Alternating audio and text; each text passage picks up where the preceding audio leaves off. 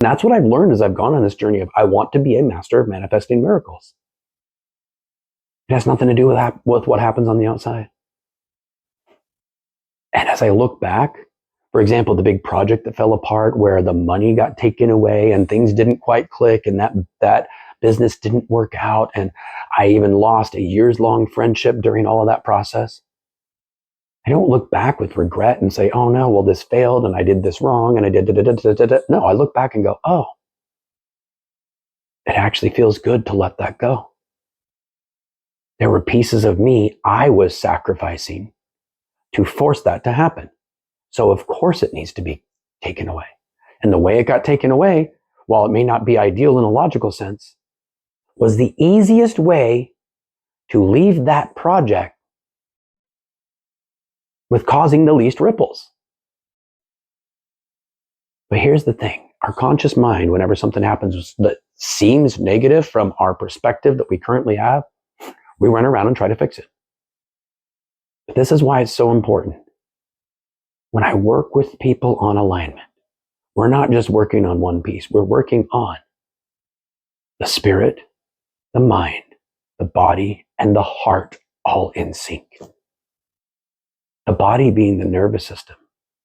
The body being your initial reaction to danger.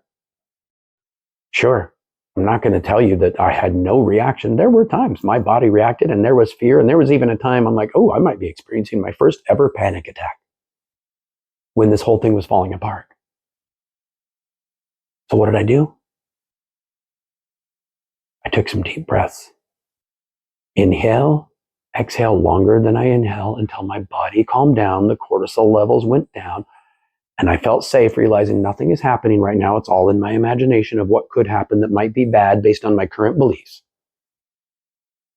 Then I took my mind and said, all right, I want you to focus just on the feeling of what it feels like. Just watch it. Oh, the pain in the chest. Oh, the fear. Oh, these things happen. Okay, just watch it. It's not going to last forever. It is just an experience you're having. And I know that fear is just my conscious mind trying to force things to fit into current belief systems that I want to let go of anyway. So all that is an old belief system playing out. Just watch it until it passes.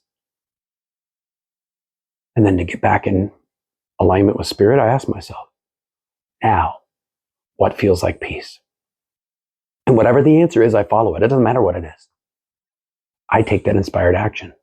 At that time, when I was having that big struggle and had that reaction that I had to monitor and practice that non-reaction technique on, the answer to what feels like peace was to go watch an old kids show that I was nostalgic for.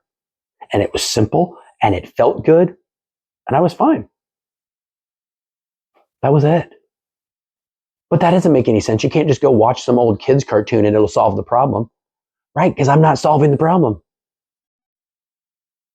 What I'm doing is creating my reality by where my vibration and my alignment is. Because I get to choose who I am.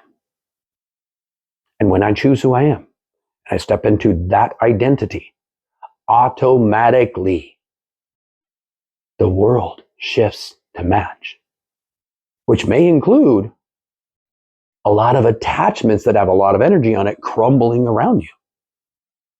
That's beautiful. You know, I remember working with a client, this was a few years ago, where we started working together and she really started to get clear of who she was and what she wanted in life. And all of a sudden, things just started falling apart around her.